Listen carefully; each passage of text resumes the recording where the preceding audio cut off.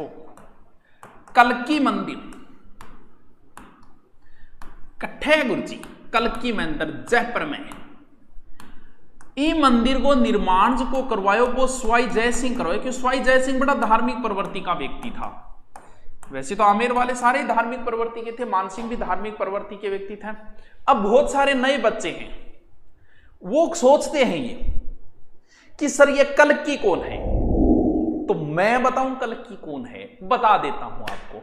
कल्की भगवान विष्णु ने 10 अवतार लेंगे। भगवान विष्णु 9 ले चुके हैं, यानी जैसे राम है, कृष्ण है, वर्रा है, मत्स्य अवतार है, परशुराम अवतार है, ये भगवान विष्णु के सारे अवतार हैं। भगवान विष्णु ने 9 अवतार ले चुके हैं, लेकिन 10वां अवतार भी वो लेंगे। जब जब धरती पे पाप बढ़ता है तब भगवान विष्णु अवतार लेते हैं। तो ये 10वां अवतार है, तो सर ये कब लेंगे? 10वां अवतार है ये लेंगे जब पूरी तरीके से कलयुग आ जाएगा, यानी पूरी तरीके से जब कलयुग आएगा तब लेंगे इसका अवतार। अब थे कह दो गुरुजी कलयुग कितो को और बच्चे पूरो आयो को नहीं आयो। पूरो आनेगी जब मैं थान परिभाषा बताऊंगा, जब थार समझ में आएगा कि अभी तक पूरो आयो को नहीं है। कलयुग के अभी तक 5000 साल निकल चुके हैं, यानी भगवान कृष्ण की मृत्यु के बाद कलयुग का प्रारंभ होता है। परीक्षित पहला राजा है कलयुग का। तो भगवान कृष्ण की मृत्यु के बाद कलयुग शुरू हुआ, तो भगवान कृष्ण या लगभग महाभारत युद्ध को 5000 साल हो गए, यानी कलयुग के 5000 साल तो निकल चुके हैं। कितों को बच्चे? लगभग 4 लाख और लगभग आप मान लो के 4-5 हजार साल और बच रहा होगा कलयुग का, यानी टोटल 10,000 का हम माने कलयुग। यानी सबसे पहले है सतयुग, ठीक है। सतयुग के बाद है त्रेता युग। गुरुजी एक एग्जाम में आएगी, धार्मिक बातों को नॉलेज होना चाहिए। ये भी चीजें लगती है, लेकिन थोड़ा सा ज्ञान दे दूं, ज्ञान मेरे पाटन लाग रही है, अब वो ज्ञान में दूं कि नहीं, मैं थान दे दूं। देखो सतयुग, फिर त्रेता युग, और फिर आता है द्वापर युग, और फिर आता है कलयुग। पहला राजा बताया कलयुग का मैंने परीक्षित, कलयुग की कहानी बता रहा हूं क्यों, कल की अवतार है। अब देखो सतयुग जो है ना, सतयुग में पूर्णतः पूरा का पूरा सत था, 0% पाप था। सतयुग के अंदर 0% ही पाप था। और जब आया त्रेता युग, भगवान राम का समय आया, कहते हैं कि उस समय आदमी की लंबाई 32 फुट थी, और पाप जो है ना वो लगभग मान के चलो कि त्रेता युग में 25% पाप था। जैसे भगवान राम वाला समय आपने देखा होगा, रावण थोड़ा बहुत पापी था, ज्यादा नहीं 25% था। फिर द्वापर युग आया, मनुष्य की लंबाई 21 फुट थी उस समय, और उस समय जो पाप था ना त्रेता युग द्वापर में 50% था।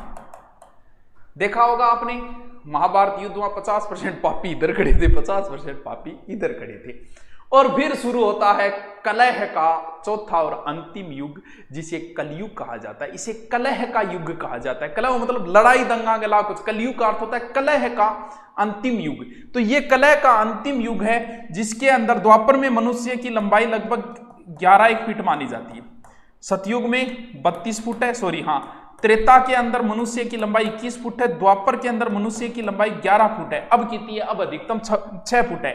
और कलयुग के अंदर मात्र 5% पुण्य बचेगा, 95% पाप ही पाप हो जाओ, पापी भरा पड़े कलयुग के अंदर। तो कलयुग की जो परिभाषा है, अभी कलयुग आया नहीं है, कलयुग आएगा तब तो कल की अवतार ले ही लेंगे। तो कलयुग जो है, कहते हैं भगवान कृष्ण ने भी कलयुग की परिभाषा बताई है। तो कलयुग के अंदर ऐसा कहा जाता है कि ऐसा राज्य दोनों, यानी राजा जो है वो दोनों शासन करेगा, 2-2, 3-3 जगह भी शासन करेगा। ज्ञानी होंगे, ज्ञान की चर्चा करेंगे, लेकिन उनका आचरण जो है वो राक्षसी प्रवृत्ति का होगा। कलयुग की परिभाषा बताई गई है। किसी का बेटा अगर साधु बनेगा तो लोग उसके दर्शन करने के लिए जाएंगे, लेकिन खुद का बेटा बनने की बात करेंगे तो रोआ कुको मचाओगा, वो ना ना ना ना, वो अभी समय आया नहीं है। कहते हैं कि कलयुग जब आएगा, पूर्णतः कलयुग, तब धनाढ्य लोग जो है वो शादी विवाह है, मनोरंजन आदि कार्यक्रमों में भयंकर पैसा बर्बाद करेंगे, शादी विवाह मकान बनाना ऐसे कार्यों में। लेकिन पड़ोसी अगर भूखा सो रहा है तो उसको नहीं पूछेंगे, मौज मस्ती करेंगे लोग, मांस का सबसे ज्यादा भक्षण करेंगे, सुंदरता पे सबसे ज्यादा पैसे लुटाएंगे जब कलयुग का अंतिम पहर आ जाएगा, क्योंकि कल की अवतार भी तो तभी होगा जब कलयुग का अंतिम पहर आएगा। जैसे जैसे कलयुग बढ़ता जाएगा वैसे वैसे वेदों के विरोधी लोग पैदा होंगे, यानी वेद विरोधी लोग पैदा होंगे। शासन के ऊपर भी वही लोग बैठेंगे जो वेदों के विरोधी होंगे। कलयुग का जब पहर आएगा तब लोग वेदों की प्रामाणिकता मांगेंगे। आज भी बहुत सारे लोग मांगते हैं ना, वही बात है। तो जब एकदम कलयुग आ जाएगा तब लोग वेदों की प्रामाणिकता को मानेंगे। तुच्छ लोग जो है वो धर्म ग्रंथों की प्रामाणिकता मांगेंगे। कब? जब कलयुग का अंत। जब इतना पाप बढ़ेगा तो देवताओं का किसी प्रकार का असर नहीं होगा, यानी देवता किसी प्रकार की कोई सहायता नहीं कर पाएंगे। कब? जब कलयुग का अंतिम पल होगा।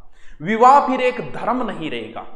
महिलाएं सिर्फ धनाढ्य लोगों के साथ ही विवाह करेगी, गरीब व्यक्ति को छोड़ देगी अगर विवाह हो भी गए। कलयुग की परिभाषा बताओ। अभी पूर्णतः कलयुग आया नहीं है, अभी ये सारी चीजें मैच होती जा रही है। क्यों? क्योंकि अभी कलयुग अंतिम पहर आएगा, तभी जो है वो अवतार लेंगे। कौन? कल्कि अवतार लेंगे। यानी स्त्रियां धनहीन पति के साथ नहीं रहेगी जब कलयुग का अंतिम पहर आएगा। लोग बिना स्नान करे भोजन करेंगे। अब भी बहुत सा ऐसा शेर है, शेरा कुण मुंह धोए, बिना मुंह धोए चा पिएगा, बिना मुंह धोए खानो खागा। अब भी बहुत सा है, लेकिन कलयुग का अंतिम पहर आएगा तब बता रहे, तब की स्थिति। अतिथि का किसी प्रकार का सत्कार नहीं होगा जब कलयुग का अंतिम पहर आएगा। राजा रक्षा नहीं करेगा और अनेक प्रकार के कर लगा के जनता का राजा शोषण करेगा जब कलयुग का अंतिम पहर आएगा। मानव की उम्र मात्र 20 वर्ष रह जाएगी। पहले आपको पता है, आज से 20 साल पहले मानव की उम्र 100 साल थी। देखो चलता चलता 20 साल। 20 साल में गुरुजी के प्रोसेस, 20 साल ही प्रोसेस आता है। 10 साल में टाबर हो जाएगा, 8, 9, 10 साल पर टाबर हो जाओ, 16 साल हो बूढ़ा हो जाओ। और बहुएं जो है वो ससुर को काम पे भेजेगी, पुत्र अपने पिता को काम पे भेजेगा जब कलयुग का अंतिम पहर आएगा। गायें जो है वो दूध देना बंद कर देगी। अभी बहुत से गायों ने दूध देना बंद कर दिया, अभी कलयुग का बहुत पहर। गंगा नदी पूर्णतः सूख जाएगी जब कलयुग का अंतिम पहर आएगा। अन्न नहीं होगा, व्यक्ति व्यक्ति को खाना प्रारंभ कर देगा। हे पार्थ, ये कलयुग की परिभाषा है। पूरी परिभाषा बताएं तो बड़ी डरावनी परिभाषा है कलयुग की। अभी बहुत सारी चीजें अब भी सेट हो रही है कलयुग की, अगर पता हो। बता दिया गंगा नदी पूर्णतः सूख जाएगी। आप देखो गंगा नदी कितनी 20-30% सूख गई है। गायें दूध देना बंद कर दी, 20-30% गायें दूध देना। मानव की उम्र 100 से 60 हो गई, तो सोचो 5000 साल बाद खान पीन ऐसा होगा कि मानव की उम्र मात्र 20 वर्ष बची। कोई बात नहीं रे टावरो थान में कौन रहा हूं रे, कलयुग की परिभाषा बता के के को आगे के आगे अभी आयो को नहीं बना, अभी को नहीं आयो, अभी बाकी है। सर सबसे अच्छा युग कौन सा था? सबसे अच्छा तो यही है। अरे उस समय सतयुग ने पूर्णतः सत्य था। कौन? हरिश्चंद्र जैसे राजा हुए थे जिन्होंने सत्य के लिए अपना परिवार तक का बलिदान कर दिया। फिर जो भगवान राम का युग है उसमें मात्र 25% पाप था, जैसे रावण वगैरह थे। द्वापर भगवान कृष्ण का उस समय आधे पापी हो गए थे, देखा होगा महाभारत दोनों साइडें। और ये तो कलह का युग है जिसे मात्र 5% धर्म बचता है, बाकी सारा का सारा इसमें पाप ही पाप है। 95% पाप, 5% धर्म है। चलिए हम इन बातों की चर्चा नहीं करते, इनकी बातों की चर्चा करें कब? जब मैं भागवत कथा प्रारंभ करूंगा उस समय आपको आना है। भागवती पांचा थोड़े दिन क्यों कोर्स तो पूरा मैं डाल ही दूंगा फिर यूट्यूब पर, थोड़ो बहुत और बच्चे वो डाल दिए, फिर आपने किया भागवत कथा करांगा आराम। राधे राधे। चलो, कल की अवतार है भगवान विष्णु का, ये एकमात्र ऐसा है, ध्यान रहे। इसके घोड़े के पैर में एक खड्डा बना हुआ है। कहते हैं कि ये खड्डा जैसे जैसे भरता जाएगा और जब पूर्णतः भर जाएगा तब कलयुग आ जाएगा। सर ये मंदिर कैसे बनाया? फिर स्वाई जैसी वेदों के अंदर लिखा हुआ है कि जब कलयुग का अंतिम पहर आएगा तब एक बड़े घोड़े पे तलवार लेके एक व्यक्ति आएगा, वही विष्णु का अवतार होगा, वही कल की अवतार होगा। तो उस परिभाषा के अनुसार, जैसे हनुमान जी है, आपको हनुमान जी की फोटो दी है, उस समय कोई फोटो खींचने वाला नहीं था, लेकिन जैसा लिखा गया है कि हनुमान जी है, ऐसे हैं, हाथ में गदा रखते हैं, मुकुट धारण करते हैं, लंगोट बांधते हैं, तो उस आधार पे हमने चित्र बना लिया हनुमान जी का। तो उस आधार पे ही कल्कि का चित्र बनाया गया जैसा वेदों में लिखा गया उस आधार पे। तो कल्कि का पूरे भारत में एकमात्र मंदिर कहाँ है? एकमात्र मंदिर है जयपुर के अंदर, स्वाई जयसिंह ने बनवाया था पुराणों के आधार पे।